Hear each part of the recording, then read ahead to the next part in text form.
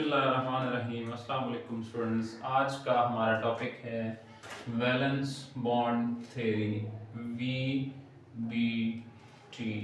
जो सबसे बाहर वाला शेल होता है किसी भी एटम का, वो वैलेंस शेल कहलाता है। हम सबसे पहले एग्जांपल देखेंगे कि वैलेंस शेल को कैसे आइडेंटिफाई करते हैं। इसके लिए हमने कुछ एग्जांपल्स लाइक हाइड्रोजन, कार्बन और सोडियम लिख ली हैं। Hydrogen atomic number 1, carbon atomic number 6 and sodium atomic number is 11. Hydrogen belongs to first period, carbon belongs to second period and sodium belongs to third period. Hydrogen first period से है तो एक shell, carbon दूसरे period से है तो दो shells, sodium तीसरे पीरियड से है तो तीन shells. This is the very simple trick. Number 1, hydrogen का एक इलेक्ट्रॉन है तो एक शेल बनेगा। कार्बन के 6 इलेक्ट्रॉन्स हैं तो first shell that is called K, ये दो इलेक्ट्रॉन इसमें आएंगे, जबकि सेकंड में 4 आ जाएंगे। सोडियम में आपके पास 3 शेल्स होंगे क्योंकि पहले शेल में 2 इलेक्ट्रॉन, अगले वाले में 8 और अगले वाले में 1 आएगा। तो जो सबसे बाहर वाला शेल होता है, लाइक यहाँ पे this is M shell, this is valence shell, this is outermost shell. जबकि यहाँ पे 2 शेल्स हैं तो जो सबसे बाहर वाला लाइक यहाँ पे एल है, this will be valence shell. चूंकि हाइड्रोजन में एक ही शेल है that is K, that's why this is called valence shell, covering shell, outermost shell. अब देखिए वैलेंस बॉन्ड थ्योरी का मकसद क्या है, क्यों पढ़ रहे हैं। वेस्पर थ्योरी में हमने ये तो पढ़ लिया कि बॉन्ड एंगल और शेप्स क्या होती हैं। हो सकता है कि इन मॉलिक्यूल्स की वीबीटी ड्रॉ करें। ये आपके पास एक क्वेश्चन है। अब वीबीटी में हमने कैसे इसको क्लियर करना है, छोटा सा कोड यहाँ पे लिखा और किसी भी मॉलिक्यूल की शेप बनानी है ना, ये चीज आपको याद रखनी है। आपको एस की मैक्सिमम इलेक्ट्रॉन्स 2 होते हैं तो ये एम्प्टी कब होगा, ऑब्वियसली इन सारों में जब 0 आ जाएगा, दिस विल बी एम्प्टी। अच्छा 2 का हाफ क्या होगा, 1, और फुल फिल्ड कब होगा, it will be 2। Number 2, p half filled कब होगा, यानी कि 6 का हाफ क्या आ जाएगा, दिस विल बी 3, और फुल फिल्ड क्या होगा 6। d का हाफ फिल्ड क्या होगा 5, फुल क्या होगा 10। f का हाफ क्या होगा 7, फुल क्या होगा 14। यहाँ पे एक और कॉलम बनाते हैं दैट इज पार्शियल फील्ड। अगर कोई ऑर्बिटल हाफ भी नहीं है, फुल भी नहीं है, वो क्या कहलाएगा, पार्शियल फील्ड कहलाएगा। ठीक है, 1 2 3 तो उधर चला गया, 6 पर चला गया, बाकी क्या रहेगा 1 2 4 5, ये किस में आ जाएंगे, this will be partial field. s कि तीनों वैकेंसीज पूरी हैं, तीनों वैलेंसीज पूरी हैं, 0 है तो एम्प्टी, 1 है तो हाफ फील्ड, हाफ को पार्शियल भी कह सकते हैं। हाफ एक स्पेसिफिक वर्ड है किसी भी चीज का आधा। अगर d की जानिब, d 0 हुआ तो एम्प्टी, 1 2 3 4 5 उधर चला गया। इसी तरह 6 7 8 9 ये सारे किस में आ जाएंगे, पार्शियल में आ जाएंगे। f 0 एम्प्टी में, 1 2 3 4 5 6 7 नहीं आएगा, उसके बाद 8 अप टू 13 ये सारे के सारे किस में आ जाएंगे, this will be partial filled orbitals. Let we will discuss H2। First of all हम पहले एग्जांपल की तरफ बढ़ते हैं। H एटम बनेगा, एटॉमिक नंबर 1 आएगा, इलेक्ट्रॉनिक कॉन्फ़िगरेशन 1s1 आएगी, ऑर्बिटल्स कौन से बनेंगे, s। यानी कि जब एक H बॉन्ड बनाने के लिए आएगा तो वो अपना s ऑर्बिटल प्रोवाइड करेगा और s में एक इलेक्ट्रॉन होगा। इसी तरह जब दूसरा H आएगा वो भी अपना s प्रोवाइड करेगा। इस पैटर्न से हमें जाके पता चला ऑर्बिटल H2 है, एक H भी s प्रोवाइड करेगा, दूसरा H भी s प्रोवाइड करेगा। तो जैसे हम कहते हैं ना कि दो एटम्स मिल रहे हैं, यानी कि दो H मिल रहे हैं, तो बेसिकली उनके अंदर s और s ऑर्बिटल मिल रहे हैं, तो ये पहली शेप बनेगी। s और s जब भी मिलेंगे, ये एक s है, ये दूसरा s है, ये दोनों मिलेंगे, ये शेप बन जाएगी। नंबर 1। नंबर 2, हम अगले एग्जाम्पल की तरफ बढ़ने से पहले एक बात क्लियर कर देते हैं। s ऑर्बिटल जब भी और जिसके साथ भी बॉन्ड बनाएगा वो सिग्मा बॉन्ड होगा और वो सिंगल बॉन्ड होगा एस। ये बड़ी एहतियात से और ध्यान से बात लिख लीजिए, नोट कर लीजिए कि जो एस ऑर्बिटल है वो हमेशा सिग्मा बॉन्ड बनाता है और हमेशा हेड ऑन ओवरलैप करता है। हेड ऑन ओवरलैप क्या होता है?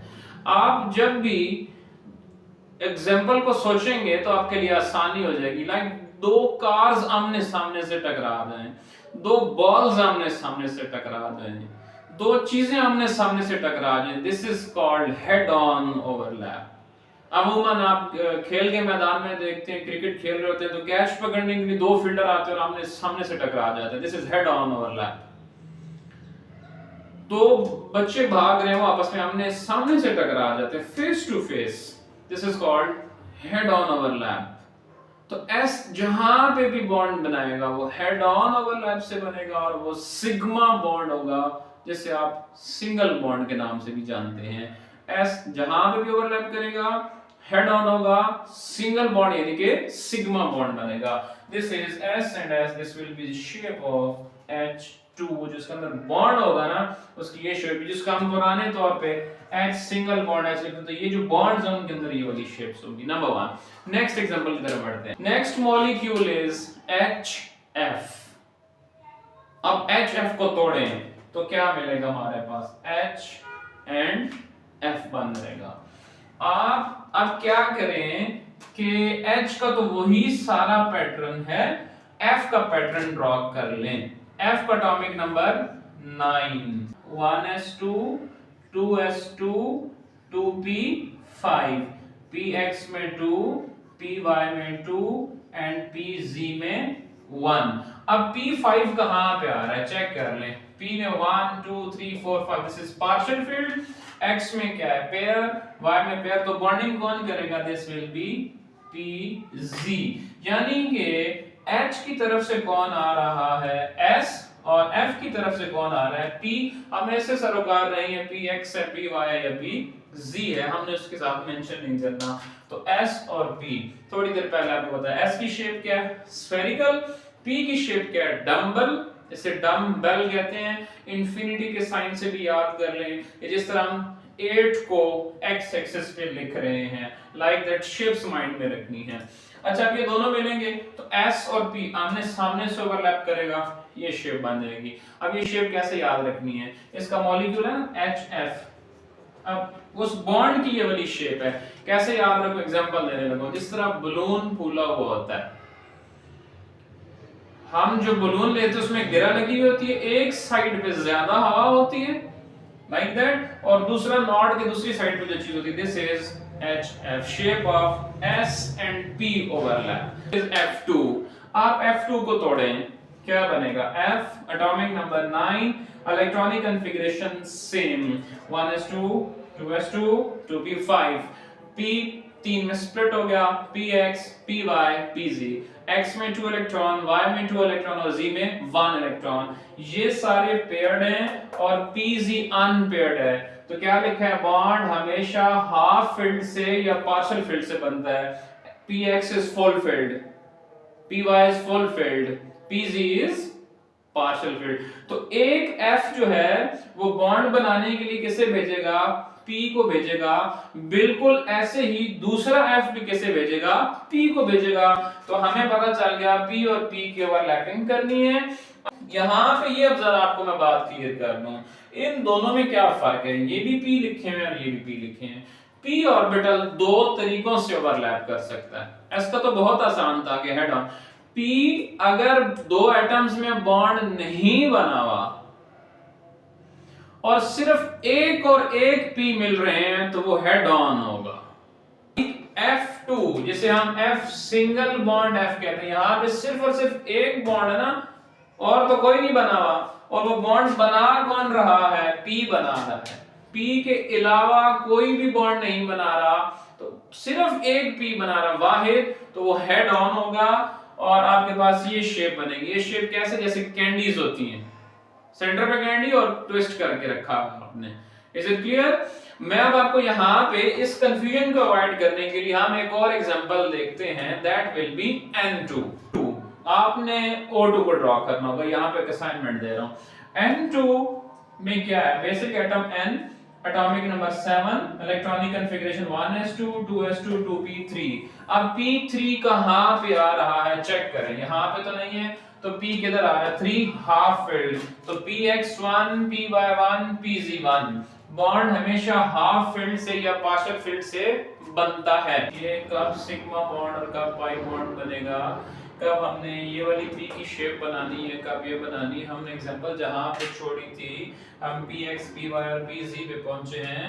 This is homo atomic molecule. जैसे एक एटम में 3 इलेक्ट्रॉन होंगे, यानी कि x y और z में होंगे, ऐसे ही दूसरे में होंगे। तो ये मैंने px बनाया, py बनाया और pz बनाया। 6 इलेक्ट्रॉन करीब जाएंगे तो आपको ये 3 में स्प्लिट हुआ हुआ नजर आएगा।